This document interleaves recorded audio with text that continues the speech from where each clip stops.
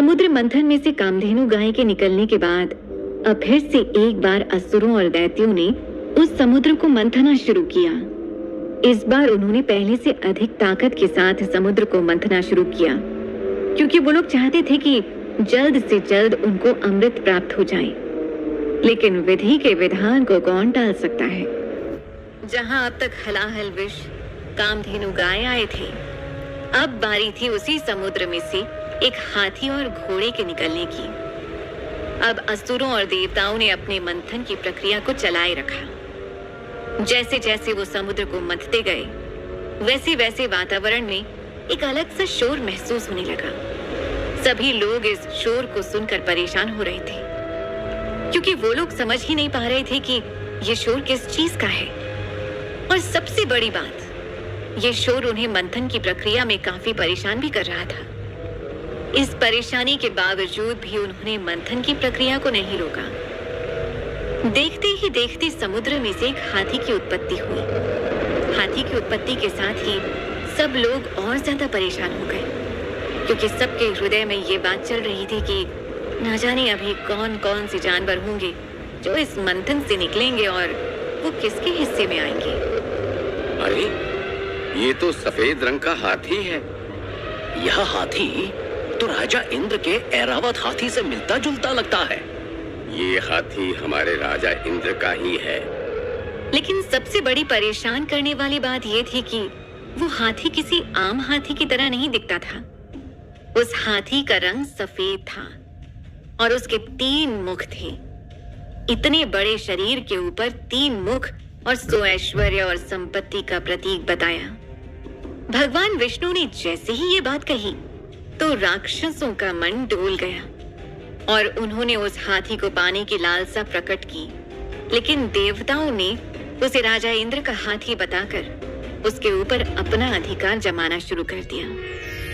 उस समय श्री हरि विष्णु काफी विचार विमर्श में डूबे, क्योंकि दोनों ही पक्ष ऐरावत हाथी के ऊपर अपना हक जमाने का प्रयास कर रहे थे। लेकिन अंततः देवताओं द्वारा प्रकट की गई दलीलों को सुनकर श्री हरि विष्णु ने इस हाथी को देवताओं को सौंप दिया। एक बार फिर से इस कौतूहल से बाहर निकलने के बाद देवताओं और असुरों ने समुद्र मंथन की प्रक्रिया को शुरू किया। समुद्र मंथन की प्रक्रिया के शुरू होते ही अब समुद्र में से एक घोड़े की उत्पत्ति हुई। घोड़े को देख सभी फिर से हैरान परेशान होने लगे कि आखिर इस घोड़े की उत्पत्ति के पीछे कारण क्या है और इसका महत्व क्या है। तो भगवान श्री हरि विष्णु ने सबको इस घोड़े के बारे में बताते हुए कहा कि ये उच्चैःश्रवा नाम का घोड़ा है। ये घोड़ा आम घोड़े जैसा नहीं है, बल्कि ये एक चमत्कारिक अश्व है। इस उच्च श्रेणी के घोड़े में आकाश में उड़ने की भी अद्भुत शक्ति है। इस घोड़े को असुरों के राजा बलि ने ग्रहण किया। मानव जीवन की दृष्टि से देखें तो उच्चैःश्रवा घोड़ा मन की गति का प्रतीक है। दुनिया में मन की गति को ही सबसे अधिक गतिशील माना गया है। अगर आप अमृत रूपी परमात्मा की प्राप्ति चाहते हैं तो आपको अपने मन की गति पर नियंत्रण रखना होगा, तभी आप परमात्मा को प्राप्त कर सकते हैं। इस घोड़े के लिए भी भगवान विष्णु ने बताया कि ये समृद्धि का प्रतीक है, इसीलिए जहां पर भी ये घोड़ा रहेगा वहां पर हमेशा सुख समृद्धि का वास होगा। तो साथियों, ये बात तो पूरी तरह से गलत है। समुद्र मंथन से अब तक जो कुछ भी निकला उस पर सिर्फ देवताओं ने ही अपना हक जमाया है। ये हमारे साथ धोखा हो रहा है। ये देव हमसे मेहनत करवाकर सारा फल खुद ले जाना चाहते हैं।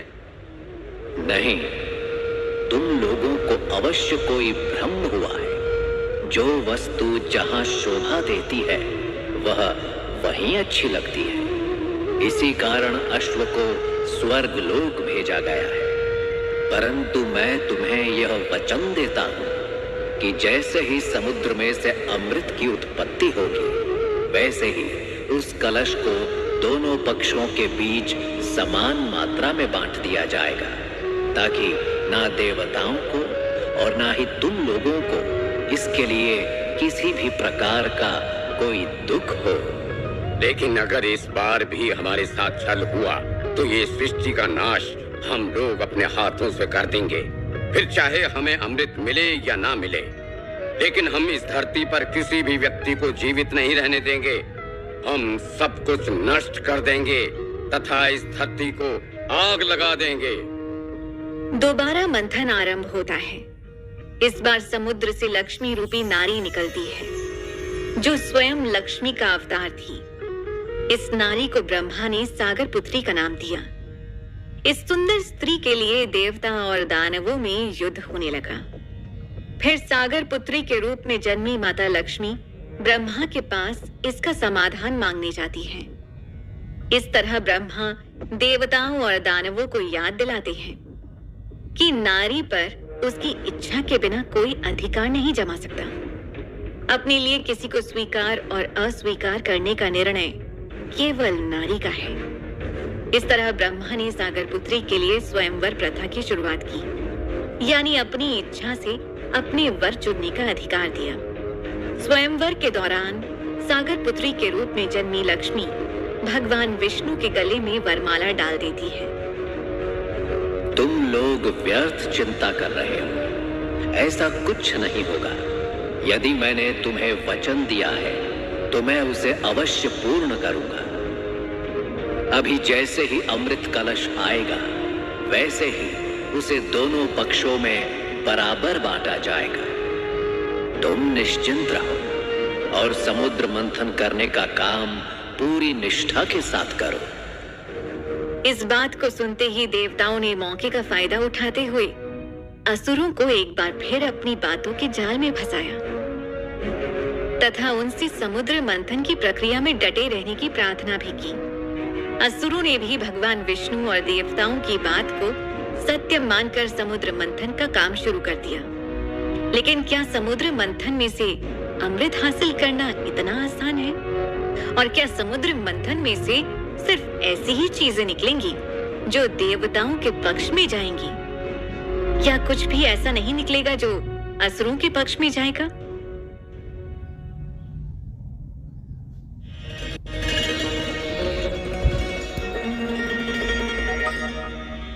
असुरों और दानवों ने एक बार फिर